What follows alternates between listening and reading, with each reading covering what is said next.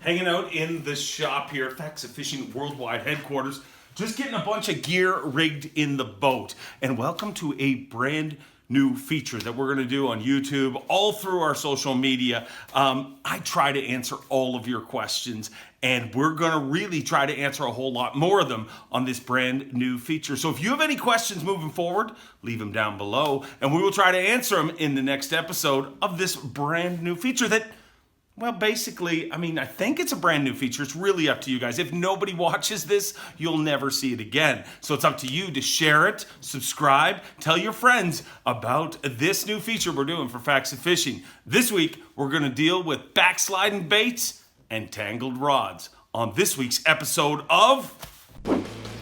Hey, you got questions?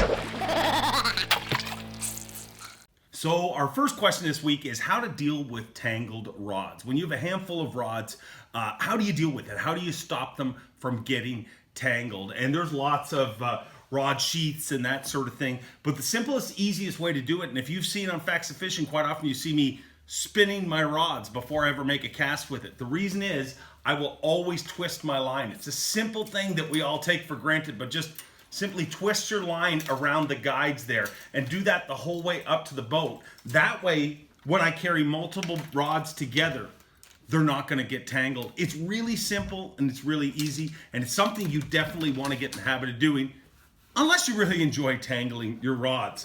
Another thing I'm getting a lot of questions about, and this bad boy, one of my favorite baits, the Jackal Cover Craw. And what makes it so special is it backslides. Why is that an advantage? Well, think about it. Fishing a boat dock, fishing undercut bank, even fishing standing weed. You know, a lot of times in 6 to 8 feet of water, that standing weed, that backsliding motion, this bait will actually shoot under where you cast it.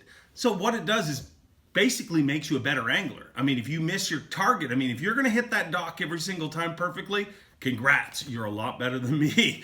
But if you're like most anglers, you're going to miss it sometimes. If you're a foot away, that will actually backslide underneath the boat dock, and it'll catch you a ton of fish behind people. But the little trick is how you rig it. A traditional craw would be rigged this way.